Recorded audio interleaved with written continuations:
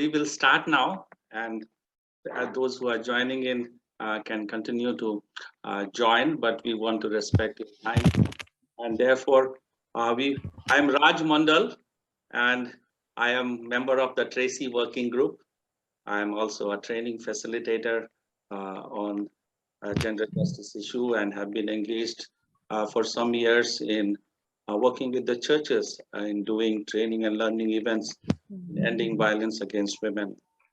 So we would like to welcome each one of you to this conversation held by Tracy on the occasion of the International Day for the Elimination of Violence Against Women. This is the day that UN had announced to observe throughout the world today, that is today, and you might be aware of various events to create awareness on the need for elimination of violence against women. So we are also commemorating this occasion, and we want to thank each one of you for your interest and for your time to join for this conversation. And before we start, shall we have a short word of prayer and commit this time to the Lord?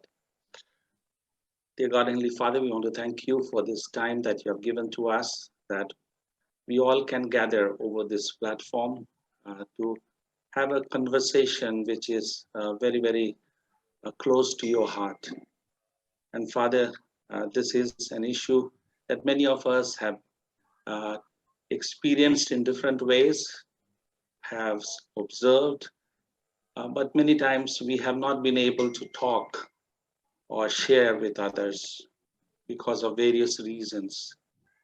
And today we are making an effort to lift the veil and start to talk about this very important concern that is of pertinence to all of us. And we pray, Father, that you will guide us in this conversation, that you will open our hearts and minds to learn from one another, to listen to one another. And we especially want to thank you for all the panelists who are joining us this evening, that you will grant your wisdom and discernment as they shared from their experiences. And we pray, Father, that this time that we spend this evening will mark an important day in the life of the history of our church in India, that we will be able to break the silence that is around this issue. To that end, we commit our time and ask this prayer in precious Jesus' name. Amen. Okay, so welcome each one of you, and we have planned for this one and a half hour of conversation with three of our panelists, and the time plan is in such a way that we will have about an hour on listening to the panelists, and I will be talking to them. We will try to keep that as an informal conversational style, and many of you, while registering, you have raised many questions, so I will try to put forward those questions as much as possible to our esteemed panelists, and we will, through that process, try to understand and get a deeper insight on the issues. And then the last half an hour we have kept for question and answer, and which will be an open time for you, so you can write your questions in the chat box, and there are people from the Tracy team who will be noting down your questions, and we will try to have them addressed in that last half an hour. If we have time permitting, we may also allow some of you to unmute yourself and ask the question directly. So this is the format of today's conversation. And to begin this, I would like to request Satish to share with us a few slides which will put the theme of today's in perspective. So I'll request Satish to share the slide.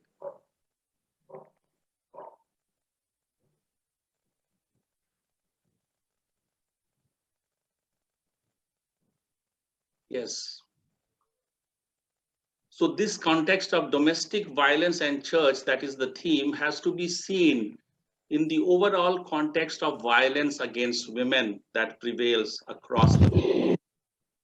And from the report of the Secretary General Commission on the Status of Women, it says that violence against women exists across every country of the globe, and abuse takes place within every faith community. So this is what is stated in the statement. It knows no socio-economic, cultural, or national boundaries. And according to UN, as many as 7 in 10 women in the world report having experienced physical and or sexual violence at some point in their lifetime. So this high percentage of 7 in 10, it's not talking about just domestic violence, but as I mentioned, violence against women is a pervasive problem across the globe, and different forms of violence, whether at workplace, in public spaces, or in other forms. So this 7 in 10 women is talking about that general violence against women. But within that, our today's theme is domestic violence. And what do we find about, how do we define domestic violence? It says it is an act of physical, sexual, or psychological abuse, or the threat of such abuse inflicted against a woman by a person intimately connected to her through marriage, family relation, or acquaintanceship. So this is how we define mostly violence experience in the context of home, family, or relatives. So that is how we define. Next.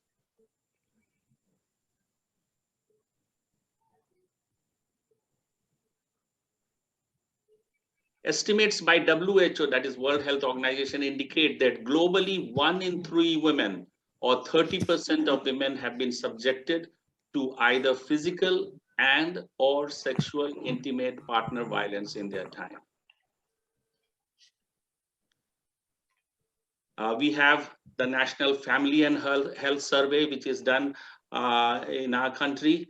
And this also states that almost 1/3 of married women between the age of 15 to 49 years, that is, according to that WHO percentage, 31.1%, quite close to that, have experienced violence from their spouses. And this violence is not just in some kind of a beating, but also we have report from the National Crime Bureau report that 8,500 women were killed by their spouses and their family members. And more than 1 lakh cases of domestic violence were reported in 2018. So it's quite a serious form of violence that takes place. And this survey again reveals that close to 42% of men agree that a husband is justified in hitting or beating his wife. Now, post-COVID, you must have read about this, that the data that emerged after the lockdown last year, there was a huge spurt in all forms of violence against women and girls. And particularly domestic violence has intensified during this period of lockdown, and National Commission for Women registered an increase of at least 2.5 times in domestic violence complaints since the nationwide lockdown. According to that Family Health Survey study 2006, they had done study of women's experience of domestic violence, and they had a large sample size of 83,703 women, and out of which they had more than 2,000 from the Christian community. And we do not have much research done among Christian community about the prevalence of violence, but this is one research that includes the data from the Christian community, and in which also it came that there was 27.8% had experienced domestic violence. So again, it is all close, 30, 31%, 28, 29%. So that is the kind of a prevalence that we have seen. So before we start our conversation and I introduce the panelists, we want to have some engagement with each one of you. And we will do a poll. So a poll question will emerge and you have to tick your response. So this is on your screen. Please indicate your response. If you personally know someone from the Christian community who has experienced or is experiencing domestic abuse or domestic violence, if yes, please choose your option yes. If no, then no. And second question, if you say yes, then were you able to extend any help to address this situation? So these are just two questions. We would appreciate if you can quickly mark your responses. Yeah, so as we see the results of the poll, 88% of the participants who have responded, they say that they do personally know somebody from the Christian community who has experienced or is experiencing domestic abuse. So it shows that it is something real. The most of the people have experienced, have that experience of knowing someone who is experiencing domestic abuse or who is abusing. So that shows that it is quite common within the Christian community. In terms of the second response, were you able to extend any help to address this situation? We find good amount of people, about 55% say yes, but 45% say no. And answer to the third question, we will be known in the chat box, and that our Tracy team will be compiling, and maybe they will be able to share the reasons of what kind of a help they were able to do, and why, if they were not able to do, then why. So we will talk about that later. So thank you very much for participating in this poll. And now I want to introduce to you our esteemed panelists for this evening. We have with us Dr. Vandana Kant. Vandana Kant is a medical doctor, and she is serving as the Director for Community Health and Development Project in Duncan Hospital, Raxall. And she has a lot of many years of experience in dealing with the mental health concerns related to the in the community related to domestic violence. And she has also trained community leaders locally in addressing those issues, and how even dealing with many of the issues related to alcoholisms or attempts to suicide, such cases. So she has quite a varied experience in terms of the community as she leads the community health program. So we welcome you, Dr. Vandana. We have Dr. Jamila Koshi. Dr. Jamila Koshi is a psychiatrist, and she's a consultant at the Baptist Church Hospital in Bengaluru. And she also has long experience of dealing with or helping women going through such abuse or such violence. And not only women, but she also, as part of her practice, has worked with many of the men who might be involved in such cases. And she also serves as a family counselor. She's a writer and trainer on gender issues. So we welcome Dr. Jamila. And we have Reverend Dr. Sunil Caleb. Dr. Sunil Caleb is a professor of Christian theology and Christian ethics, and in Bishop's College, Kolkata, and he also serves as the principal of the college. He has earlier served as the presbyter of the iconic Christ Church in Mall Road, Shimla for many years. And now also he serves as assistant presbyter at the St. Andrew's Church in Kolkata. So we welcome Dr. Sunil in our midst. And we will start our conversation. And in this first round, we will talk about this whole issue of the silence around domestic violence. When we look at some of the statistics and compare, we find when the National Family Health Survey data, when we see the numbers are quite large, but when we compare the Crime Bureau report, then the incidents which are reported under this, they are much lesser than what is in the NHFS data. So we see there is a case of underreporting.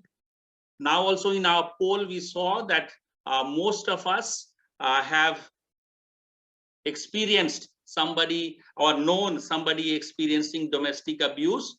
But we find that when I would like to share with you that Tracy has done a survey on this issue, and the survey results are going to be shared in the month of January. But from whatever the data is emerging, we found in the question which was asked, does your church publicly address the issue of domestic violence? Then 63% of the respondents said no, and 22% said don't know, and only 14% said yes. So there is this whole elephant in the room that we don't talk about. So our first set of questions, I will be asking some questions that have been shared with each of our panelists. And I will ask Dr. Vandana first. This about 86% of women who experience violence, it says one statistic that they never sought help. And 72% of the victims don't even mention the incident to anyone. So the silence is not only about by others, but this silence is also by the victim herself. So many times the women themselves are silent to the violence, thinking that if they speak out, it will damage their family's reputation. So how do we help the women to overcome this barrier then, Dr. Vandana? Okay, so I would start with saying that it is just not this one factor of shame in the family that stops the women from sharing. So if we really want to help the women to share and talk about the abuse that's going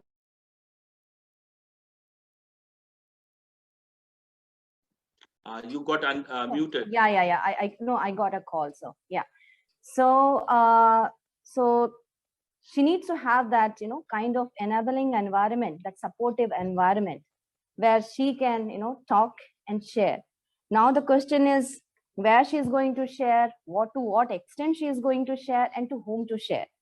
So until and unless there is going to be an environment where she can share, because of the fear of her safety, of her child safety, it's not only about the reputation that she is worried about. She is worried about her safety. She's worried about kids' safety. She's worried about of their food, their education, kids' education, her day-to-day living. So it's a very complex situation the women is generally. So if she has to come out of that, where she is not only bothered about the family shame, but she has to, we have to provide that kind of holistic environment where she can be without judgment, with confidentiality, with trust. She can then come up with her opinions and perspectives, and she is going to definitely come out of it. So yeah, so this is what I would like to say, that the women is silent not only because of the family shame, but because there are so many factors. So if we deal with those factors too, it's not only about shame, but so many other factors. So if these factors are met, she will get a chance to, come out of it, and she can trust and, speak. Oh, good. Thank you. So actually, I wanted to ask a next question which relates to this. You said it's not only about the matter of shame. but there are multiple factors which doesn't allow her to be able to share about what she is experiencing. So I want to ask Dr. Jamila the next question. We say in our society that this culture of silence is related to the issue of shame, of family honor, or the normalization of spousal violence in our culture. So I want to ask you, is that true for the church also in India? You are muted.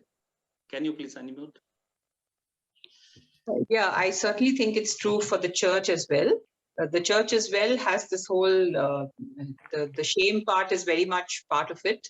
Also in the church, this whole, the whole tendency is to ask women to endure suffering as a sort of thing that you're doing for the Lord, that if this is how it is, you have to sort of just go through it and save the marriage and save your husband. And so this kind of burden is also put on the women. So they are sort of not encouraged to speak up or complain about it, or sort of treat it as something which has to be handled.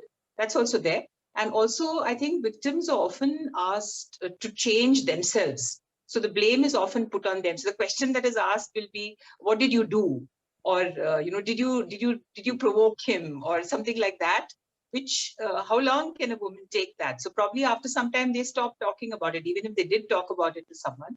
So there is this complex, as Dr. Vanna said, it's a very complex thing, and there are multiple factors. Shame is there, the whole tendency to ask them to endure and to sort of suffer through it and to change themselves and to accept him as the, as the head of the family, and he's just sort of disciplining, understand his problems. So you're sort of put into this bind, and so they are conflicted. They are very conflicted about how much to talk.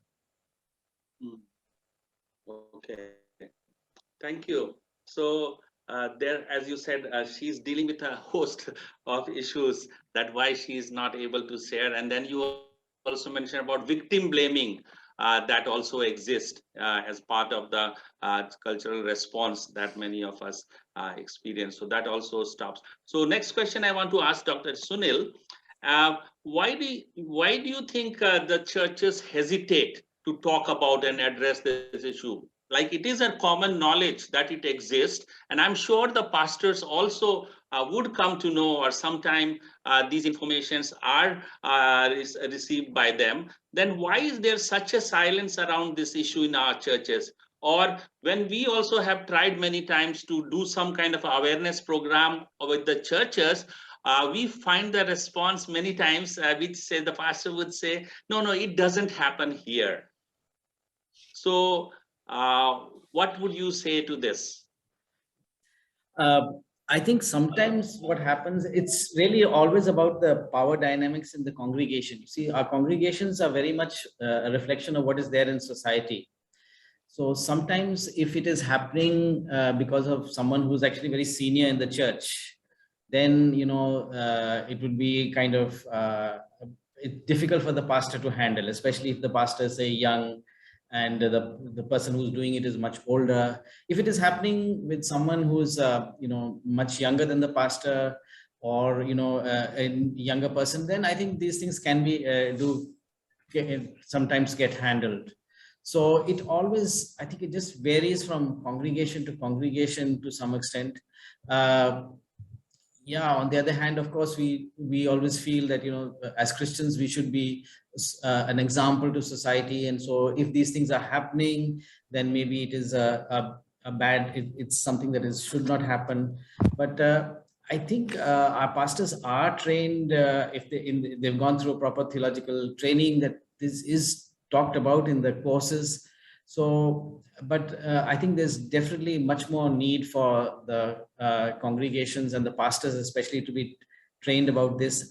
And I think I will maybe mention this later also. I think the official women's fellowship, or whatever you call it in your churches, should actually be mandated. And I think they should be actually, it's written into the constitutions of the churches that every church will have a group where headed by women, which could where such cases should be referred to, and they let them deal with it also. That's what I feel. Okay, thank you. So you say means there is a provision, but because of various reasons, perhaps there is a hesitancy among the leadership. And we will come to that, and maybe in our later part of the discussion, we'll come back to the subject. And we will now move to the second section of our conversation, in which we want to talk about the various forms of violence and the experiences of women. And Dr. Vandana has, as I said, a lot of experience, not only among the Christian community, but also women in the community. So I want to ask Dr. Vandana this set of questions of this part. And first question I want to ask is, what are the various forms of violence that you know that women face in Christian families? And second related is domestic violence more among the Christian families or than outsides? Because you have experience of both. So would you like to say something? Okay, so let me go with the second question first. The prevalence of domestic violence in the Christian communities is definitely lesser than the general society. So I would just say that. I have some data to back that up, where the NFHS data itself shows that and your slide also showed that it's about 27%, which is equal to Sikhism. The highest was the Buddhism, and at 40%, and the lowest was Jainism.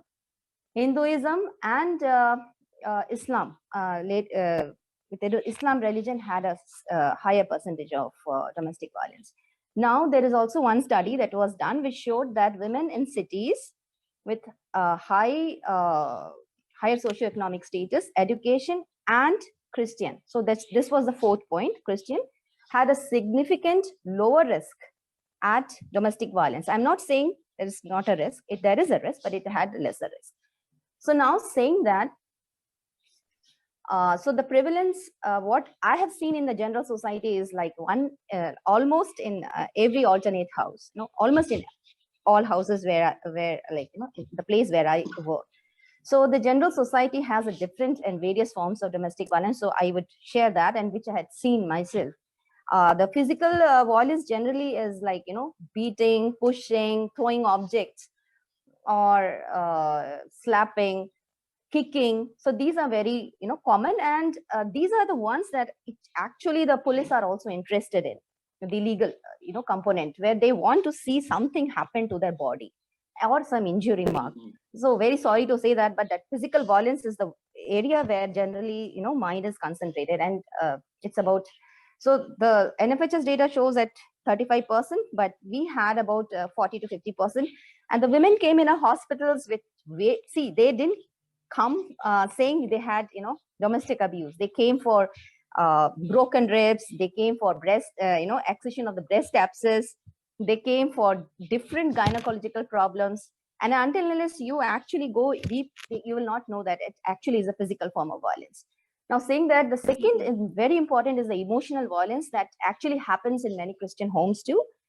Name calling, degrading, devaluing, and saying some things in front of children or in front of family members, and the value and respect of a woman is something that she desires ultimately. So this is something that it's very common. And there is this one lady who told me, so I would just I'm just recollecting that my husband, this is a woman from a village, said my husband has broken my bones and it is healed, but the words that he has used against me, and it has broken my spirit, and it's so difficult to come out of it. I just can't, I'm not able to come out of it. So emotional violence is also something that goes on in our families. And though psychological and emotional violence is something that it's like, you can't see that, but this is also an equal form of violence. Then the third one is sexual violence, that also we need to talk about, where the woman is forced for sex or to do something unnatural acts of sexual acts. So this is something also we need to, talk about it. Because the church has, because Ephesians church, Corinthians church, we have talked about, sexual matters. So this is also a kind of violence, which is right now it is about 8 to 9% in India, but I'm sure it is more than that. And the last one is the economical violence. That is also very, very important to, understand, where even if a woman is working, she is also earning, but she's not able to have access to the economic, resources. So she is totally dependent on the abuser or the husband or whoever, because he takes control of all the resources, or so she can't make any decision. And so he makes a situation where she is totally dependent on the person. So this is a kind of economical violence. And so we need to see with whether, so it's not only the physical violence that we need to concentrate on, but all these different kinds of violence. And I've seen it happening quite rampant here in various forms. Okay, thank you so much. Yeah, so one of the other question that many people have asked is, like, as you said, many times they won't be telling, and even sometimes the physical injuries, I'm told that those who do that, they do it so clearly that they are not seen, or they can not be visible. So that kind of so when those injuries and other things are not visible, so what could be some pointers to know that there is abuse happening? Because how can we identify without being told by the victim as such? Are there some pointers that we can identify so that we can help? Okay, so the first thing that I would say is, yeah, so the first thing is that we have to make a situation where the women can actually, speak up, because some of the symptoms, until as the women speaks up, we will not know. So my stress is on, we have to, suppose in the context of church, we have to make those systems in the church where, the women can speak up, because these are something very subjective and it's insight, so first thing is that. And then suppose if you are asking me for pointers, yes, so the pointers could be where a woman is constantly going every, in every every month, or her frequency to visit the hospital is quite, quite often, and she's missing church, she's missing some church or some ladies meeting. So these will be these women will not be, found like, very social. So these women will be mostly isolated, or they will like to, isolate themselves. So we need to have a look out for these women. And the children will also see this. When this violence happens, the children are also affected. So these children will have a different kind of attitude in the, the Sunday schools, or if they are attending. So they will be little, quiet. These women will be quiet. So we have to find our ways into these homes. We have to make, that's what I'm trying to say is, we have to make, rather than waiting and looking at the pointers, because sometimes it's so subtle that we might miss. Okay, so one point I said that she will be visiting the hospitals quite often. She will be isolated, or she will isolate herself. She will not be attending many meetings. The children will be silent. Or you will see when there is a meeting, the husbands will mostly talk, and these ladies will keep on silent. So these are some of the, I'm not saying this is a general phenomenon, but these are some of the pointers. But saying all this, the foremost thing is churches need to be such, has an enabling environment when the women starts, sharing and speaking. Yeah. Thank you. That's very, very helpful. I think that is some signals that we need to be intentionally looking for if we come across. One of the things when we discuss about the women who experience abuse, our survey shows that many times we think this kind of a domestic abuse takes place only among the less educated, or those who are lower socioeconomic background. But in the survey that we had done, we find that 93% of them, the respondents, were employed. So they were, they were graduate and above, so graduate and postgraduate. And same percentage, they are also employed. So they are not economically dependent, so to say. And we also found that the monthly income of this family was above 1 lakh in 37% of the respondents. So this is something we must kind of, if that kind of a perception we have, so it is not true. And also the women who shared, they share that this they started to experience abuse and violence with soon after their marriage. So 44% said soon after the marriage, and 30% of them said first year after marriage. So that is another important indicator that those persons, they tried, their color is shown quite early on in the marriage. So also another factor that we need to remember, those women who experience abuse, 85% of them go through depression. 67% in this response, they said panic attack or physical injury, and also the idea to harm yourself. So all these are kind of consequences of those who experience domestic abuse. So it is quite a serious. And now we'll move to the next section, and in which I want to ask Dr. Jamila. We want to turn our attention. Of course, we should be concerned about the women facing abuse, but actually the woman is facing abuse by a man, and the man is an intimate partner, married to the person. So I want to ask Jamila, from whatever your experience is, who are the men who abuse and why do they do it? Yeah, for the men who abuse, as you said, it could be anybody. It could be a man from a high income, low income, educated, uneducated. It could be anybody. But yes, there's some preponderance of people who are in the lower economic status, slightly more over there. But as I said, it could be anybody, Christian, non-Christian, it cuts across all sort of strata. Now, why they abuse, that's a more complicated question. And if you want to look at it, see, you look at it from different points of view. One is society is enabling, okay? They live in society, and society has enabled this whole thing about violence, okay? For instance, men are exposed to violence at a very early age. Violence is normalized. Violence is often the way they express their feelings even as children. And society portrays violence as just normal. So even you look at social media, TV, films, whatever, the amount of glorification and normalization of violence, particularly in men, is astounding and horrible. So this, they come from this kind of setup, no? So one, violence is normalized. Then this whole society is also patriarchal. So the whole idea is that men have power, men have dominance, and men have to try to make it up to the highest, highest status of society to have their self-esteem validated. So men are also under this terrible pressure in this patriarchal society to claw their way up. So if they don't come up to a certain level of whatever it is, the society looks down on you. So they come from this kind of society.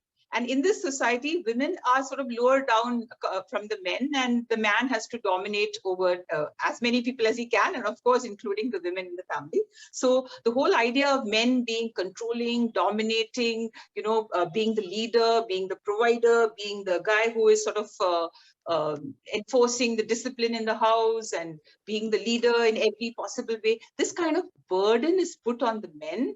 And from this society, it sort of tends to breed violence, because that is the way, anyway, violence is glorified. Then you look at it from a different point of view, all right? What about the women in the society? The women that they are married to, often society has urged them to endure this kind of thing. They are taught that, yes, there are these gender roles. Yes, you are supposed to be submissive to your husband. Yes, you have to endure suffering sometimes. That is a woman's lot, this is the kind of thing that we are told. And the girls are not encouraged to go back. So naturally, all this feeds into the men. No? But then there's also the family issue. It has been found that most men who abuse have seen, at least studies have shown that at least 1/3 of them have seen parent-to-parent violence in their own families. They may themselves have experienced a lot of childhood abuse, okay, in different forms. They may themselves have been ill-treated as children, different forms of maltreatment, whether it is caste or, violence from others or bullying or whatever it is. They have faced this maltreatment as children, and they have normalized this, that this is the way one reacts, this is the way one deals with it. So the family itself is full of all this, okay? And this is the effect finally on the individual man. The individual man learns that This is how I express my emotions. So there is a lack of emotional expressiveness except through violence. There's a lack of verbal expressiveness because feelings are not to be discussed. Okay. And this kind of a problem in childhood, they have found, leads to personality disorders. You know? So as a psychiatrist, when you see people, and in all the studies that have been done in psychiatry, a lot of the men who are abusers have a lot of personality traits, deficits, an inability to empathize, okay, an inability to feel for others, a lack sometimes of remorse. So traits which can fit into antisocial personality disorder, traits which sometimes are like borderline personality disorder, sometimes narcissism, this feeling that I am important, okay? So that feeling of I am important struggles with your low esteem, which you're having because you have not clawed your way up the hierarchical patriarchal ladder. All these things are difficult for the men, right? So these are all the things that happen. And of course, this is compounded by substance abuse, okay, if they have substance abuse. So alcoholism leads to a lot of expression of the things which otherwise they inhibit, right? So, well, these are some of the things. There are lots more, okay? So this whole expectation of gender roles, patriarchy, violence, trying to fit in their own struggles and frustrations. As you said, it went up in COVID. Why did it go up in COVID? Because there was this joblessness, there was this job stress, there was all the lack of space, there was lack of control. All these things worsened the violence situation.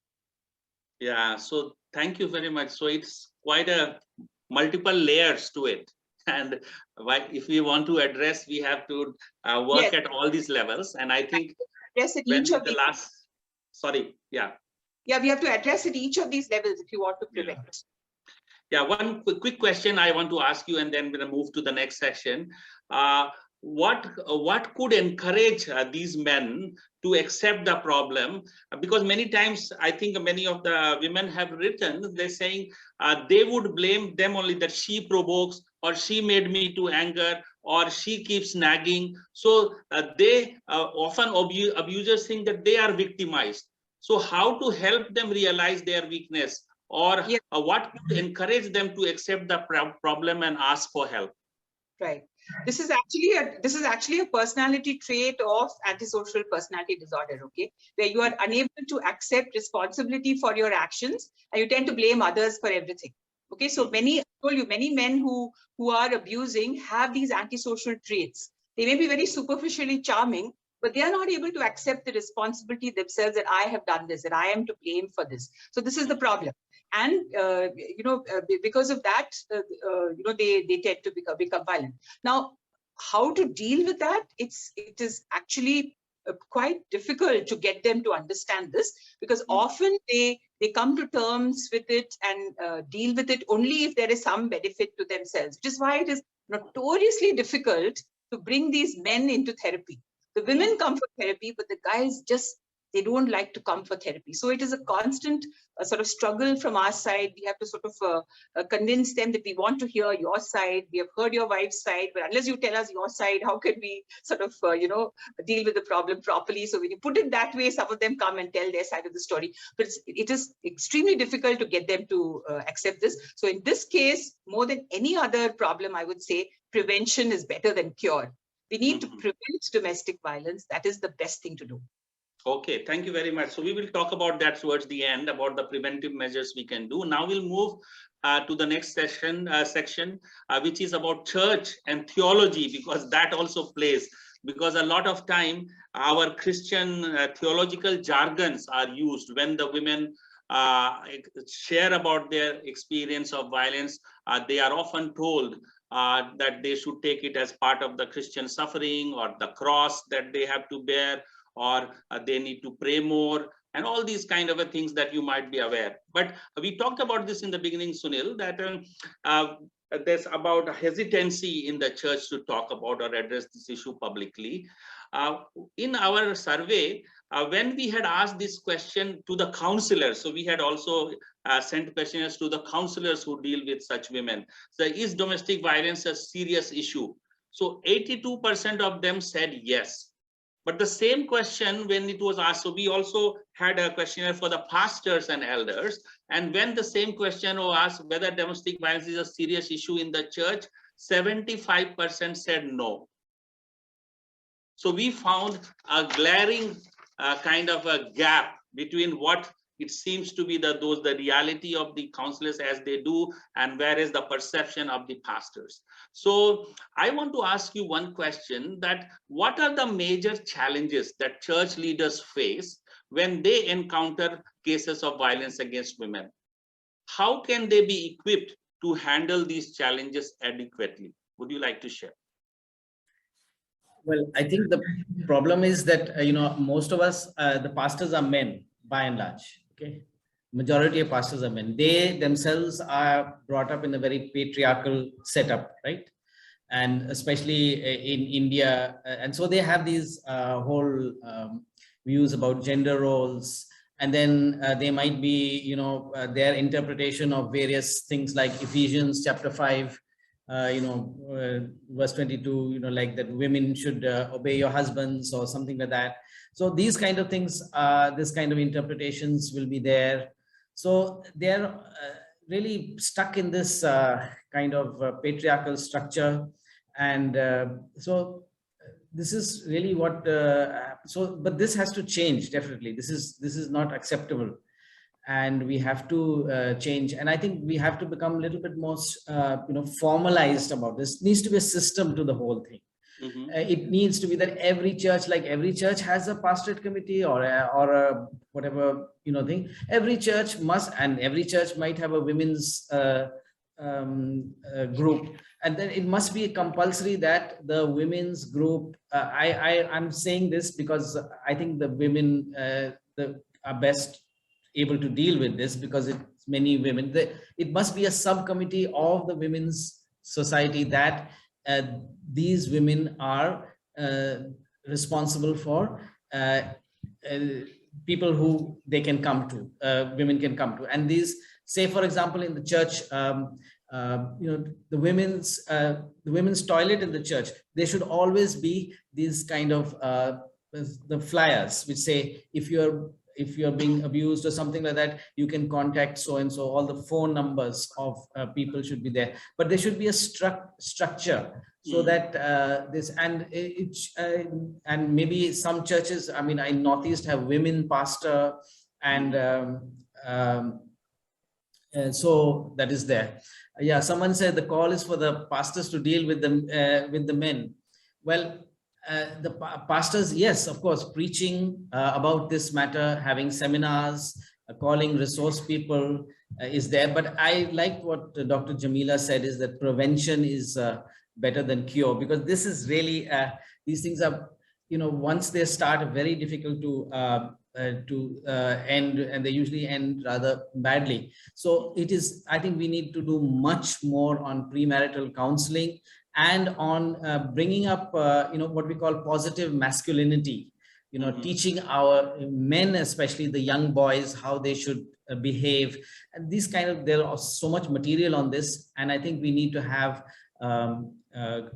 sessions with our youth, with young people, how to do this. And of course, as Dr. Jamil also pointed about the violence in society, I think we need to talk about this even in our Sunday schools, the kind of violence that we see on the cartoons, like Tom and Jerry, whatever, the cat keeps hitting the mouse. Of course, the mouse bounces back, but, our cartoons are awfully violent. And now we have all these video games, which are terrible also, which all about shooting people all over the place. So this kind of thing also has to be talked about and stopped. So this is the whole thing. So, I mean, we have to start young, basically. I think that is the thing.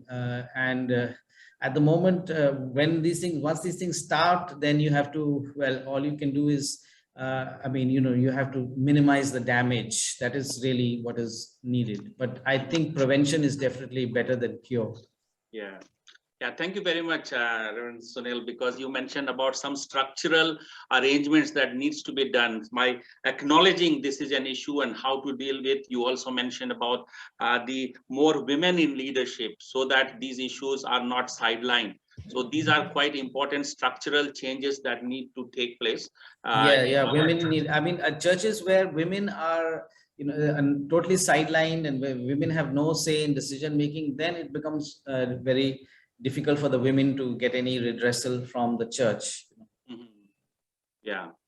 So I think we have a little bit running short of our time. So because we want to keep our time for the question answer session also. So for this last round, what I would suggest is if each one of you, the panelists, could you suggest what are quickly in kind of a bullet points type, what are some of the steps required as part of preventing domestic violence? That many of you said prevention is better than cure. And so what is, in your opinion, one or two steps that needs to be done immediately, urgent attention, so that it will prevent and it will also remedy the measures of this domestic violence, or the scourge that is domestic violence in the community, how that can be dealt with? So what would be your some key measures? So I will start with Dr. Vandana, if you like to share quickly.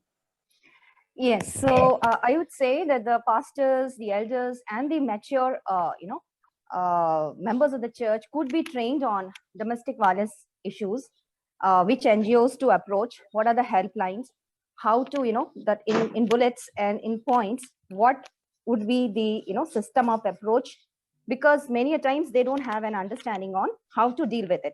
First is how to identify, second is how to respond to this. So the training has to be a part of it. The church can keep a budget for supporting women who have, had a imminent threat of her life and she had to come out of it. So there has to be a budget kept for her food, education. That's what I think. And, for her safety. So because until unless you have that kind of support structures of, like, it is very difficult. And maybe a committee could be formed. And I would think that it's not only the women, but as couples, that it should have, the committee should have both men and women. That would, because it's not, because what happens is generally we only tend to think on women and women's issue. It has to be a family issue where even the men has to be a part of that, sorting that out. So the men and women both could be in that committee, and and the couples, these young couples or the couples could be accountable to that committee. So, and last I would say is the church can start sharing on domestic violence. As in the First Corinthians, it was said, it is being reported that these things are happening in your church, which is not even happening among the pagans. So it is reported the domestic violence is happening in your church. So what I would say is a committee to which these couples could be accountable to. So these are some of the things that we can start with if we want to prevent, domestic violence in the churches. Yeah, that's all. Thank you very much. I think you mentioned very important points. And one of the things, as you said, this is something why only women. It is not a women's issue. It's a whole kind of it's a issue of the human dignity. It's a human right. It's a family issue. So it should not be seen only from the lens of the women's issue, and so the women fellowship should deal with it. It is the church's issue, so church should deal with it together. I think, as you mentioned very rightly, Dr. Jamila, what are some of your suggestions? You are muted.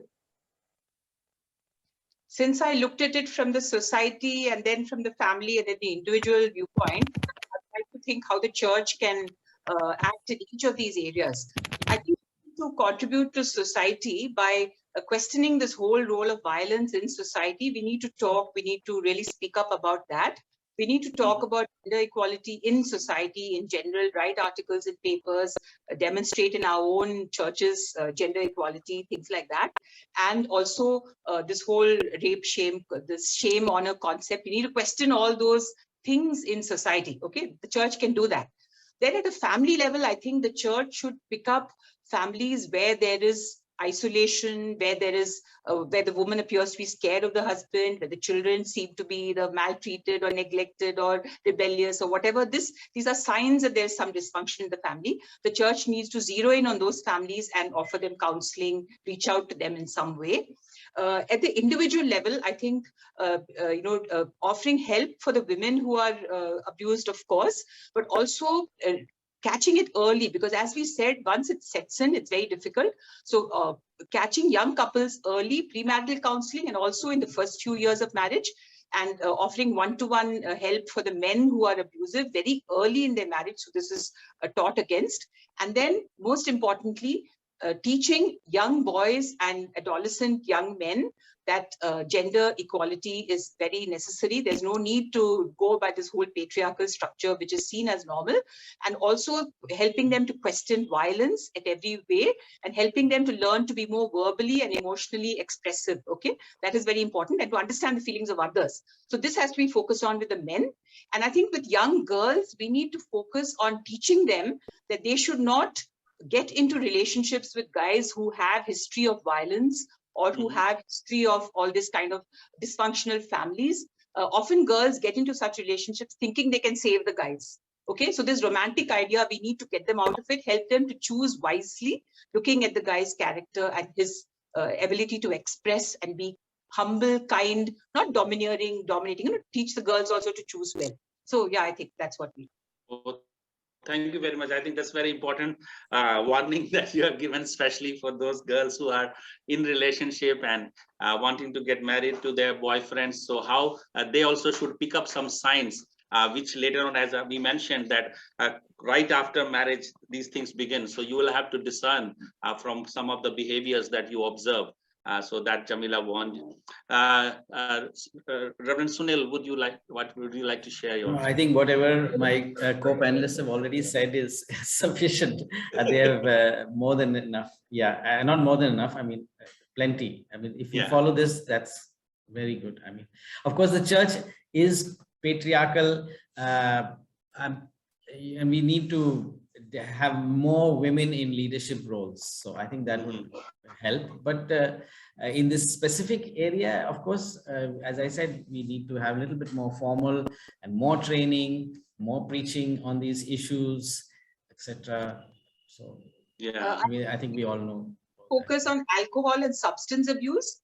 That is very much linked to this violence. So we also need to probably, as a church, be active in sort of reaching out to people with substance abuse early and preaching against that as well.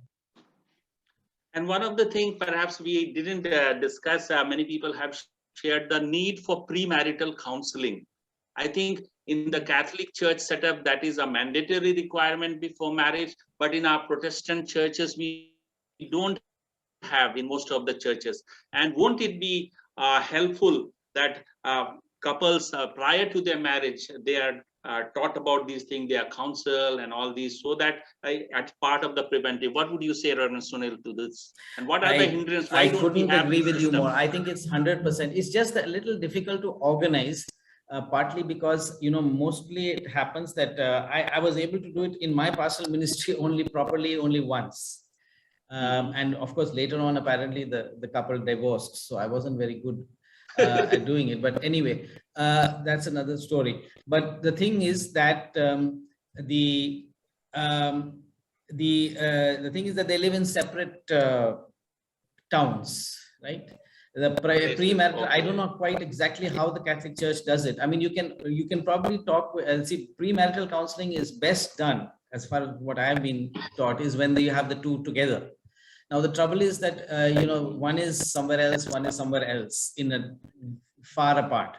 So then how do you do it? Of course, now I think through this, online has started, which you never have thought about. Only if it hadn't been for COVID, I think we would not have realized this technology is so there. So we can perhaps do it now more easily, but earlier we could not do that. And that was always a thing. So you could, at the most, you could have that, each person used to, the pastor of one side, but that was not satisfactory. And that is, and I don't quite know exactly how the Catholic Church does it, but it's very true that unless the couple are able to show the priest that they have gone through this course, they are not allowed to get married. Yeah. So I would be very interested to know about statistics of whether Catholic marriages are stronger because the couples have gone through this than Protestant marriages. I would really love to have that kind of data.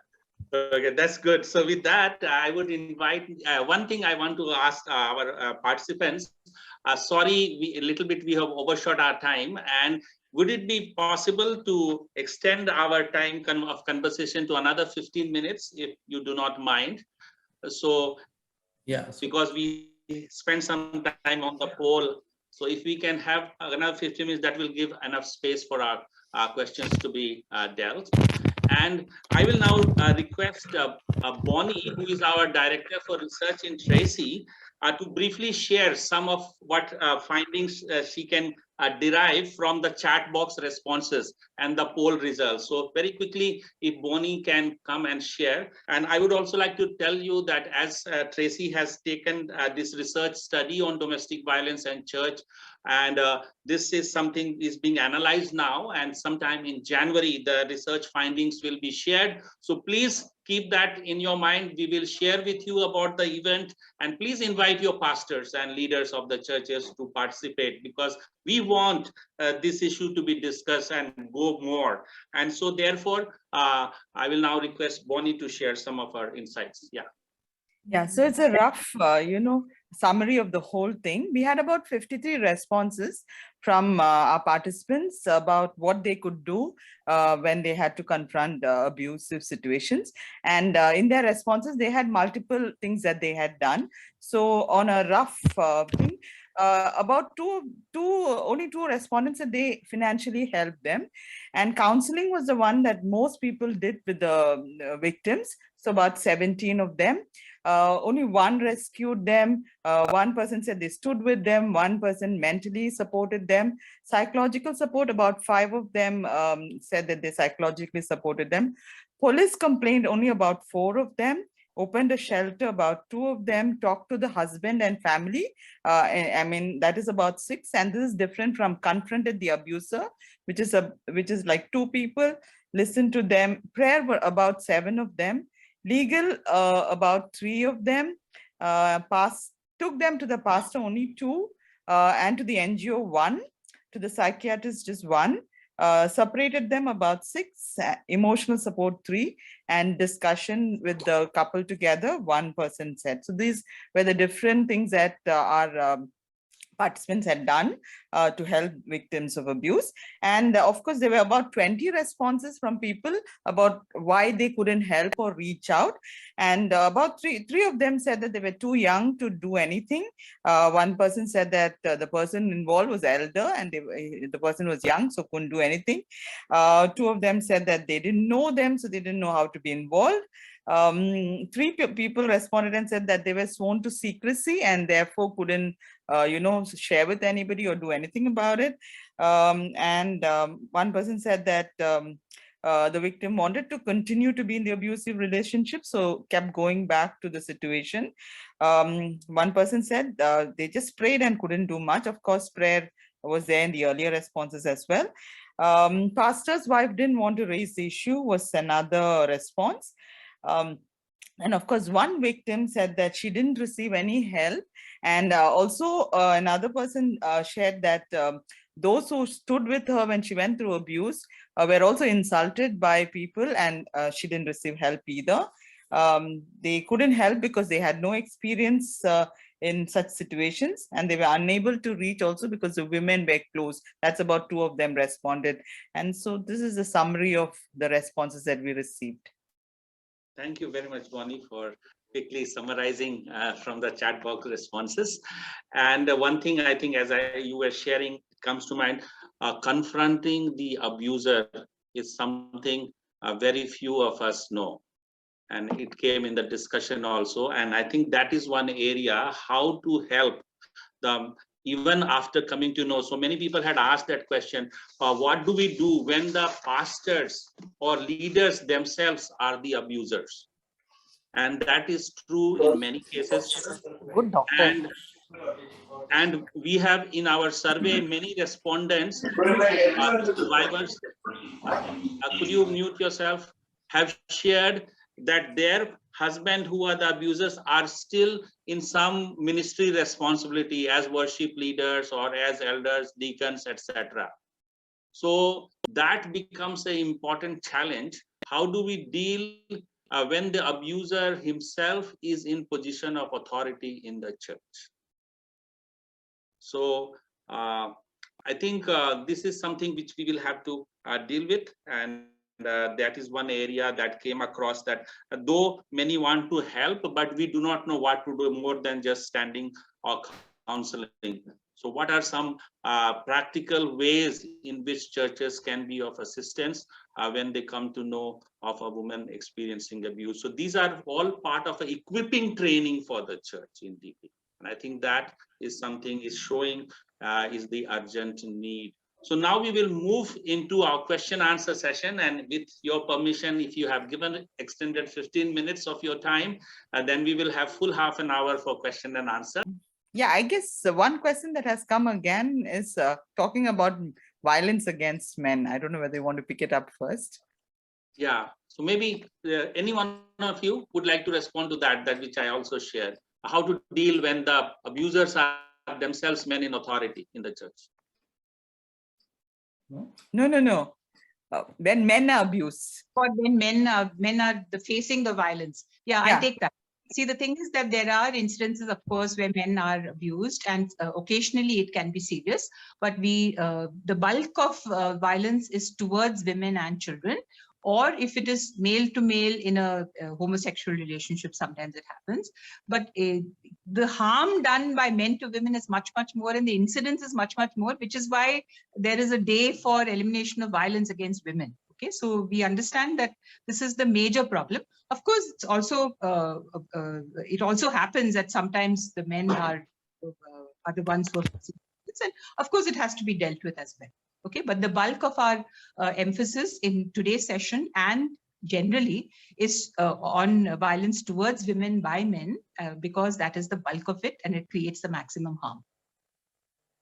Okay, thank you. So if any one of you want to unmute and ask the question, short, crisp question, while Bonnie and Satish will be presenting some of the questions that are written in the chat box. If any one of you want to unmute yourself and ask your question, you have to.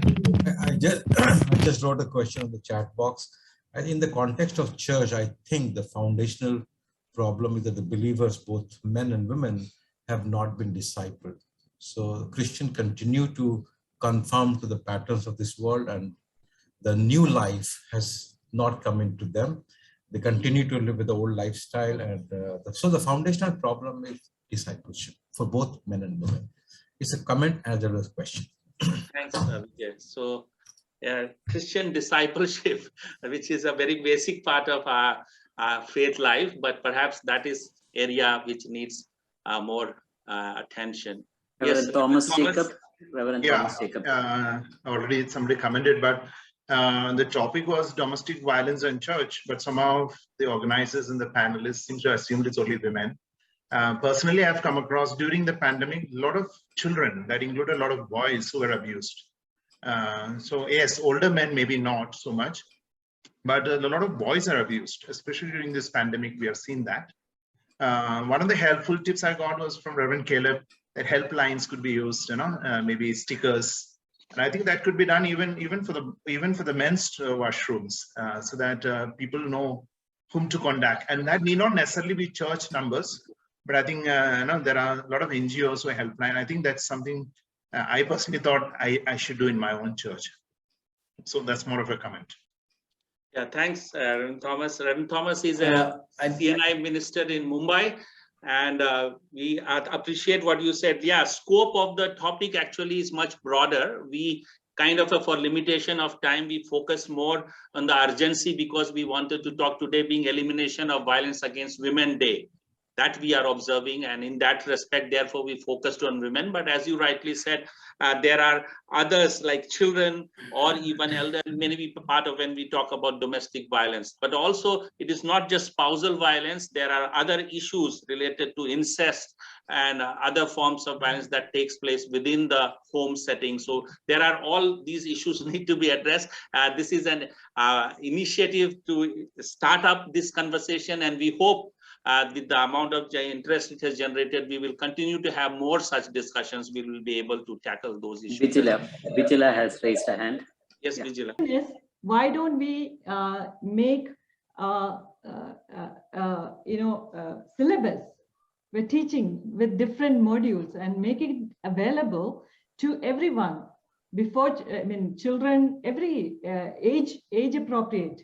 So even children, it can start. That's my. Oh, thank you very much. That's a very good suggestion. And as you were sharing, I remember like many of us in our age group, in our school, if we remember, there was violence against students in our school, all of us experienced by the teachers. But if you see now, there has been much awareness generated in the society and by various other approaches that now this is a zero tolerance towards violence against students in the school, at least in urban settings. I do not know about the rural setting, it may not be true, but within 2 or 3 decades, we have seen how violence, which was quite normalized thing, quite common. None of us as children, when we were beaten blue, black and blue, and so many other cruel forms of disciplinary actions by the teachers, none of us complained to our parents or told, shared, because that was normal.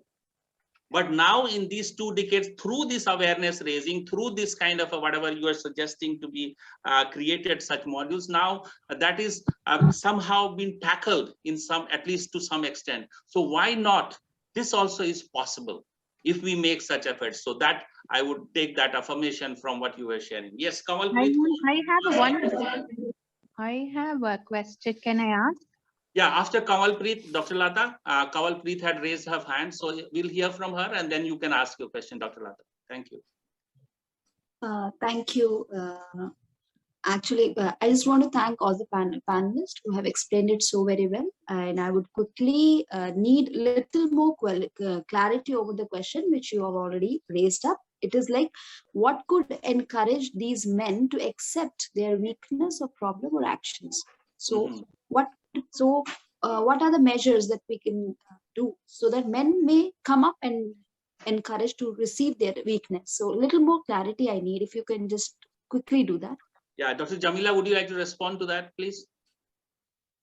Yeah, if it is very early and the relationship is good and you're able to make it clear that you want this kind of relationship, and dominance is not okay, and we have to take responsibility for our actions.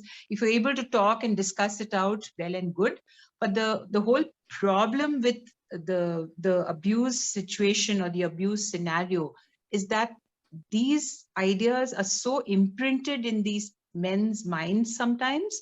The whole violence and the whole gender roles idea and the whole inability to express verbally and the inability to understand emotions or somebody's, the problems that you're causing by, say, alcohol or whatever. All these things are so imprinted in the mind that it's not so easy. I can't give you an answer like that do 1, 2, 3, and it's going to be okay. If it was, we wouldn't have this persistent problem of domestic violence, right? It's because it is a very complicated problem. It takes a long time to sort out. Often premarital counseling, if it can address these problems, it can warn and teach them against it. It may help. Okay. Once it sets in, if you catch it early and the man is somehow, somehow able to understand that, okay, I need to take responsibility for this. Sometimes it does happen, particularly when, when there is prayer and when there is, when you're focusing on the man's violence rather than asking the woman to change. If those things are done, yes, sometimes it happens. But we are going on stressing that this is extremely difficult. It takes a long time, and therefore prevention is better than cure.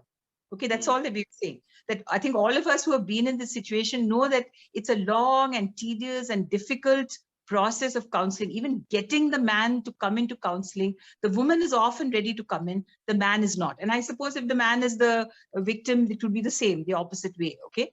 So it's very difficult to get them into counseling itself because the whole tendency is to not accept responsibility. It's her fault. Why should I come for counseling? So there's no quick fix to this. Okay. But then, as we said, these are the measures you can take, and we can hope and pray for the best. And hopefully the church will take preventive action now. That's what we are going to focus on. Yeah, thanks, Dr. Jamila. Thank you. Dr. Lata.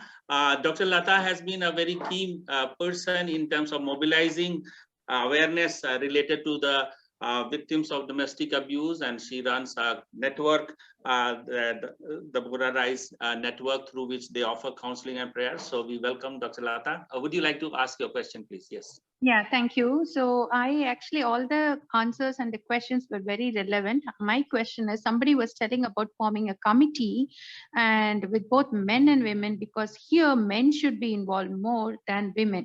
I have been hearing only women involved, and it is also about both men and women are also getting abused by 9% of women. And in that 1% are men are also abused. So I feel it should be taken as a family issue, as somebody was telling here. And then this committee, I just wanted to know, would you be involving some police and lawyers? And would this meeting bring out such a committee at the earliest, so that we will not keep speaking? Because tomorrow we have again another talk on this. It's not on mainly on this about shelter homes and something else tomorrow. Please attend. But we are only talking, is there something we can do? So what as a committee, all of you together are here. So I thought, if you're planning, how would you make this committee? How would you involve police? And I thought the denomination, big bishops, if you can involve them and make them to enforce that in all the churches, this has to be spoken from the pulpit. It will be amazing. So Tracy, if it can do something on that, some practical steps, would you do something? That's my question. Rajpaya, there are a lot of questions that are related to what Lata ma'am has raised. There are a lot of questions with regard to how the church can help in legal matters, police interventions, or does the nature of the church exclude all this help? Yeah. Okay. So one just clarification, Dr. Lata, I think it's not only about talking, but talking itself is part of the solution, because we have not been talking about it. So this is towards that this is a very, very practical issue. We want, like we are having conversation this evening, such conversations should take place in all of your churches. Every one of you are part of your church. Why don't you initiate such conversation in your churches? And when we are talking about committee, it is not Tracy forming a committee here in Delhi. That's not going to help in any way. It is, this committee is talked about in every church congregation, such committees to be formed. And there, both men and women from the leadership, women in the leadership, and how to deal with, as Reverend Sunil talked about, what structural changes, equipping that needs to be done. So that will happen at the local congregational level. And such kind of networking agencies can only provide such resources.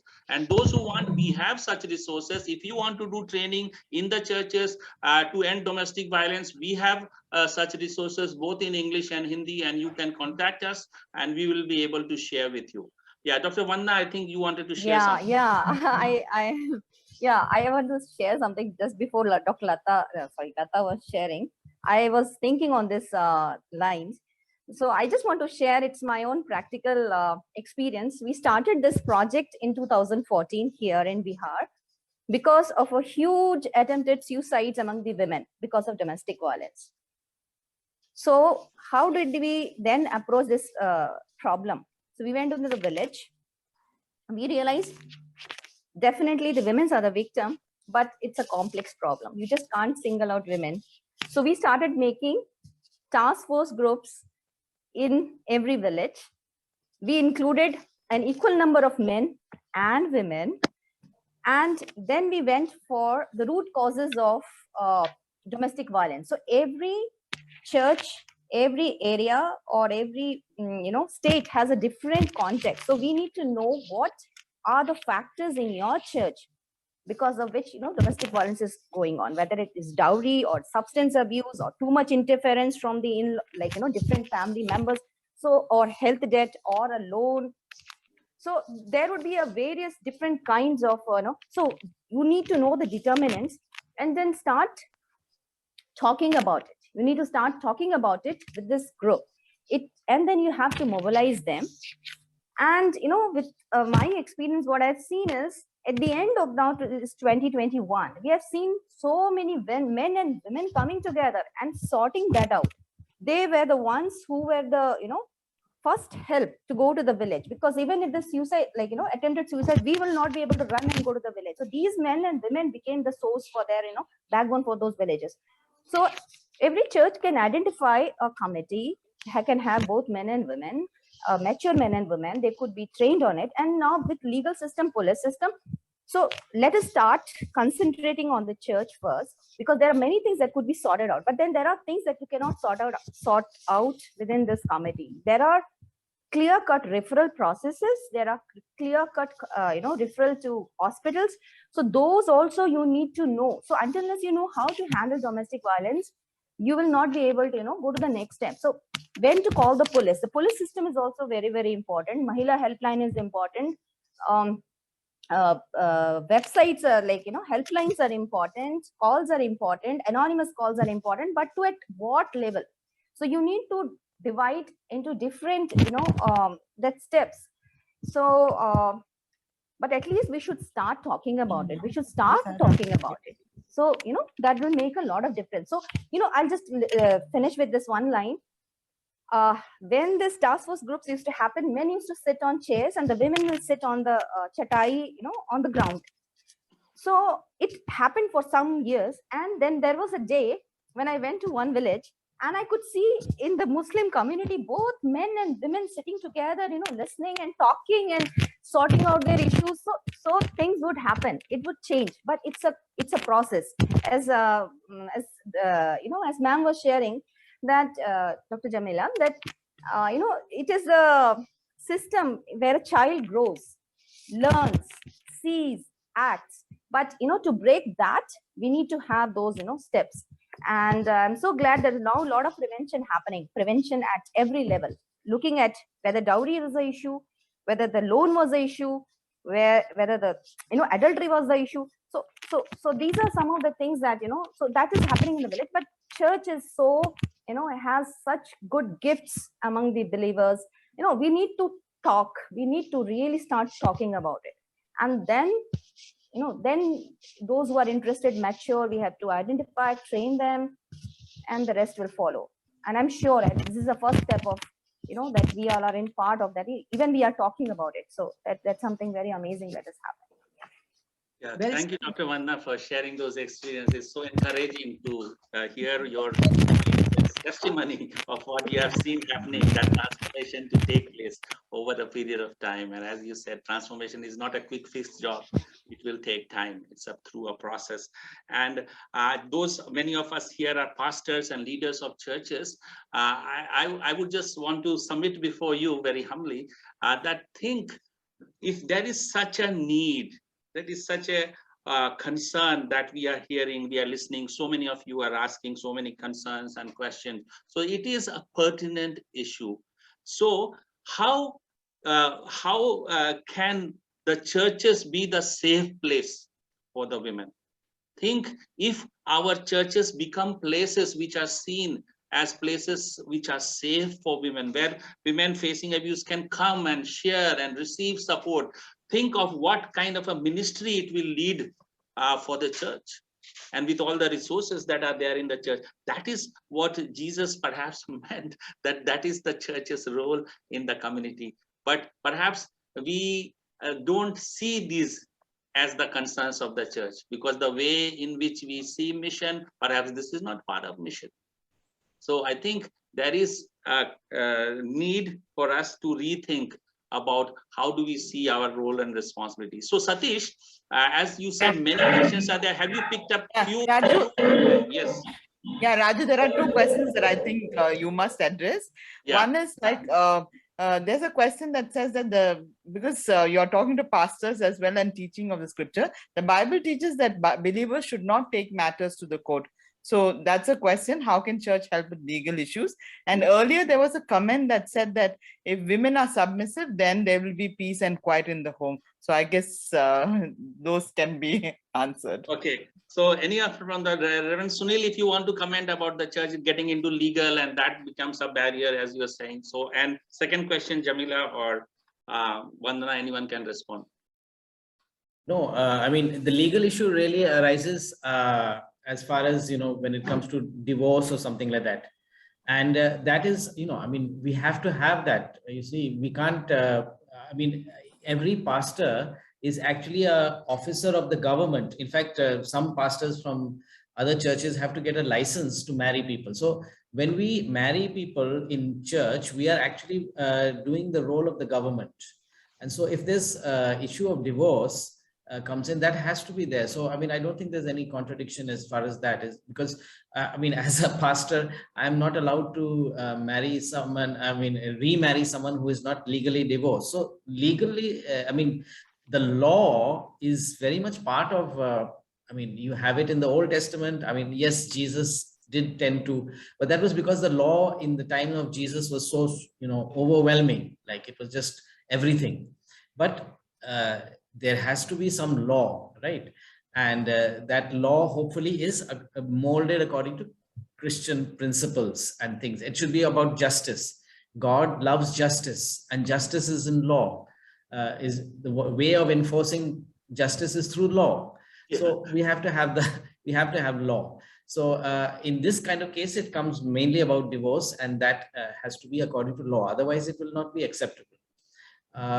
Regarding things like submission of women and all this thing is, yes, this is, all these verses in the Bible need to be interpreted contextually. What was the context in which they are? But I think the biggest thing is to see the example of Jesus. I don't think there was any bigger feminist than Jesus. So when we, Paul, when he is saying things in Corinthians or Ephesians, he is talking to a particular context. And Paul himself was, brought up in a patriarchal sort of system, which perhaps he was not entirely able to overcome. Let's be frank about it. But if you come to see the way Jesus acted, you saw the way Jesus acted, you will see that, he was so, gave women equality.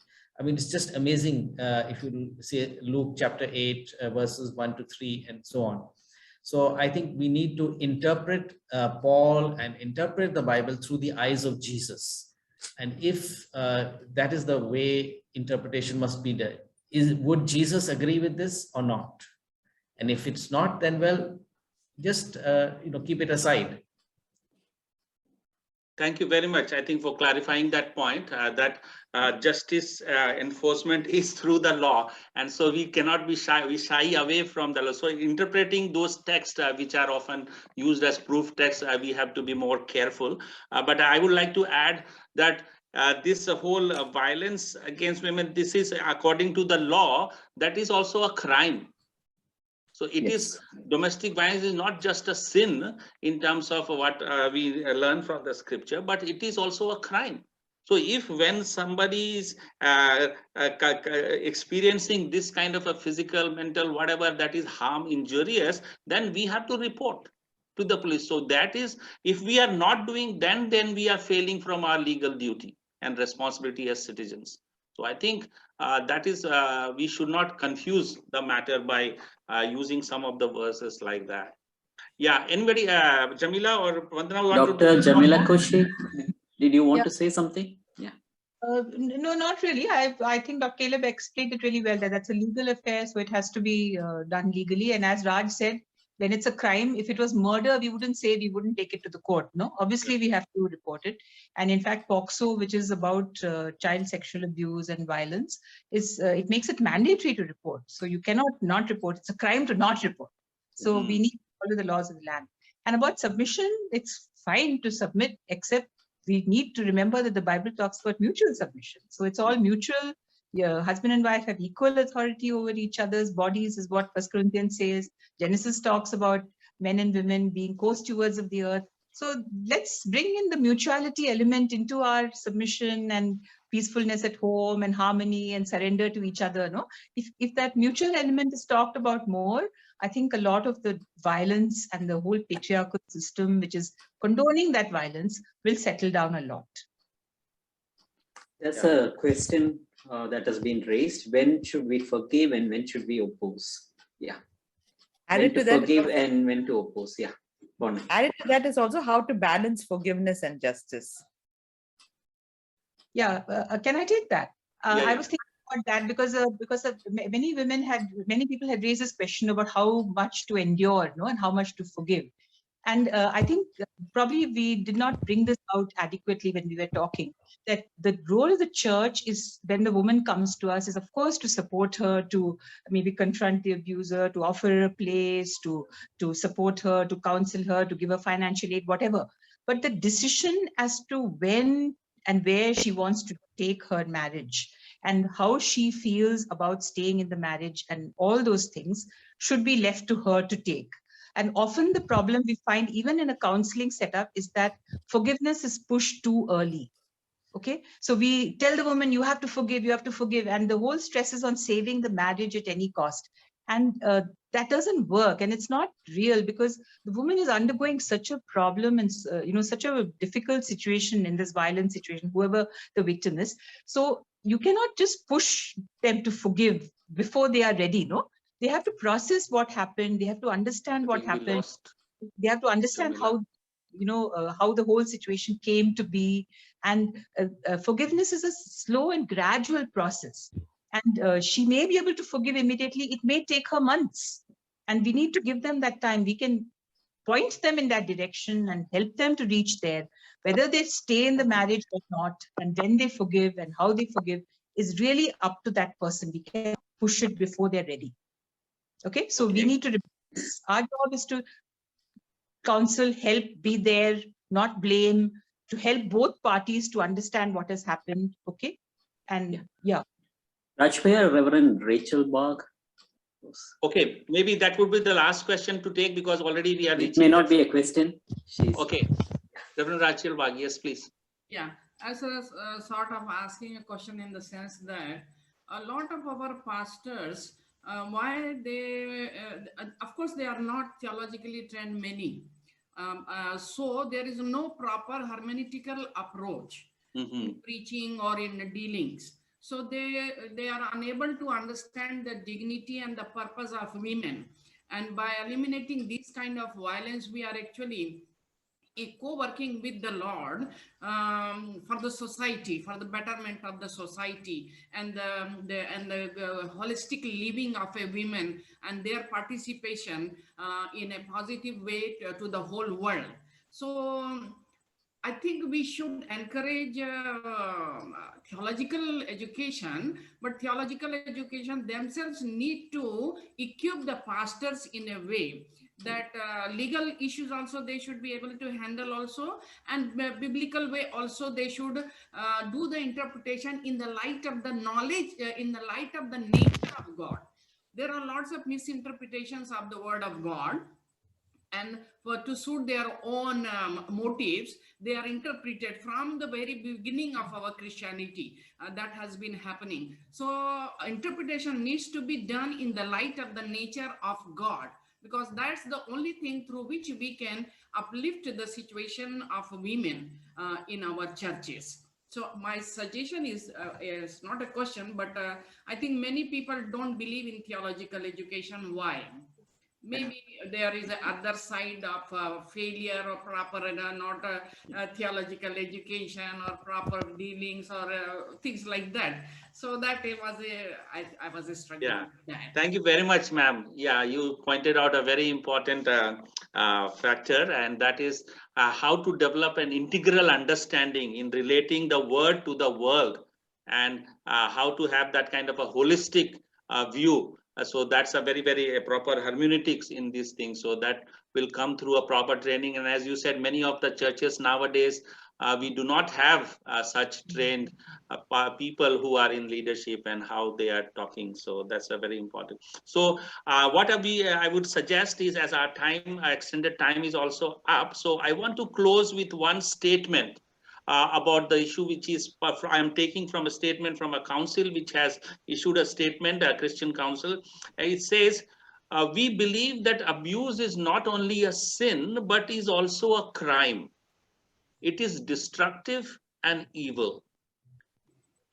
Abuse is in direct opposition to the purposes of God, as Dr. Rachel Bach was sharing. So abuse must not be tolerated in the Christian community. If this is one thing that we all who participated in this evening conversation can take hold of, that abuse cannot be tolerated Yes. in the church, in the Christian community. So when you get to know, as many of you said in the poll, you know, then we have to take steps that it cannot be accepted or tolerated. We have to deal with it. And we have talked about many ways in how we can make small steps to deal with this issue. So we are sorry that so many of your questions, comments could not be accommodated, but it gives us an idea that we need to have more such conversations. And this is just a beginning. And we will encourage each one of you to do such conversations, whether online, offline, in your home group, in your church group, in your fellowship meetings, so that this issue, that culture of silence will be broken, especially in the church. And churches can become the safe places for the community, for the women. And now I will request Brother Matthew Verghese, who is the director of Tracy, to close this time in prayer. And as I said, please, you will receive information when we will be sharing our research findings, which we have done on domestic violence and church response. So sometime in January, please invite your pastors, your leaders also to attend, so that we can make greater awareness on this issue, and this can be removed from our community. Brother Matthew. Yeah, shall we pray? Father, we praise you for this time which you have given to us to come together and discuss a concern which is a concern of your heart. Lord, we pray that you may continue to help us to know the pain of the people around us, and especially even within our churches, that we will be speaking, we will not keep silent, and we will be helping others to speak. And also, Lord, we pray that you may help us to stand as a caring community to others outside our churches, and also even the people who are suffering, and especially who are abused. Pray for the church leadership.